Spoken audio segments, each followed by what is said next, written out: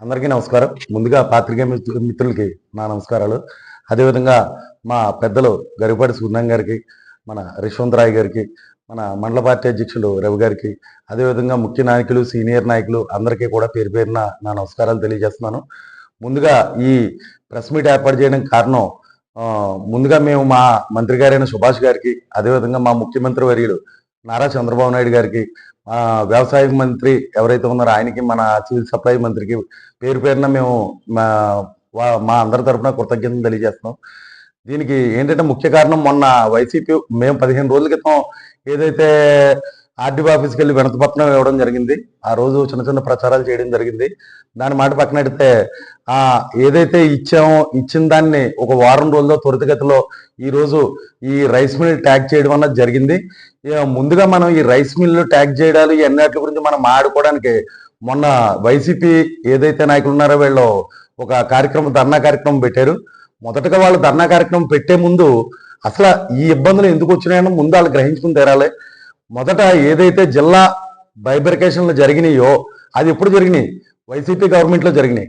ఆ వైసీపీ గవర్నమెంట్లో జరిగినప్పుడు ఈ రైస్ ఏదైతే ధాన్యం కొనుగోలు విషయం అన్నదే ఒక పద్ధతి నడిచింది. అప్పుడు కూడా వాళ్ళు మొదటగా గుర్తు తెచ్చుకుంటే ఏ విధంగా జరిగేది అంటే, ఎప్పుడైతే రైతు ధాన్యం తుయ్యాలనుకున్నప్పుడు ఆటోమేటిక్గా సిస్టమ్ తీసుకునేది. అది ఎక్కడికి వెళ్ళేది, ఏ మిల్లుకి వెళ్ళేది కూడా అర్థమయ్యేది కాదు. అటువంటి పరిస్థితుల నుంచి అప్పుడు రైతులు గొడవలు చేయడంతో వాళ్ళు మారి అదే జిల్లాలో అమ్ముకోవడం విధానం పెట్టారు. అది ఎవరు పెట్టారు? మొదటగా వైసీపీ గవర్నమెంటే పెట్టింది. నెక్స్ట్ ఇంకోటి మాడుకుంటే వైసీపీ గవర్నమెంట్లో మొన్న పెదపూడి మండలం ఏదైతే ఉందో అది కాకినాడ జిల్లాలో ఉంది. వాళ్ళు వైసీపీ గవర్నమెంట్ ఉన్నంతసేపు కూడా పోరాడినా సరే పక్కనున్న జిల్లాలోకి, అంటే ఏదైతే బెక్కోల్ మండలంలో ఉన్నదో అందులో కలపడం కూడా వాళ్ళు ఏది కూడా చేయలేదు. ఇప్పుడు తెలుగుదేశం గవర్నమెంట్ వచ్చాక వాళ్ళకి బెక్కోల్లో కలపడం జరిగింది. అదేవిధంగా మా మంత్రి గారికి ఏదైతే ఉందో రైతులందరూ ఈయనకి విన్నవించుకోవడం జరుగుతుందో వెంటనే త్వరితగతిన మన మంత్రి గారు రైతుల ఉండి మంత్రి గారు మన సీఎం గారి దగ్గరికి వెళ్ళి వెంటనే దాన్ని ఏదైతే మండపేట ఉందో మండపేటకి ట్యాగ్ చేయించడం జరిగింది. దానివల్ల ఏంటంటే ఈ రోజుని నిన్న రాత్రి కలిపారు.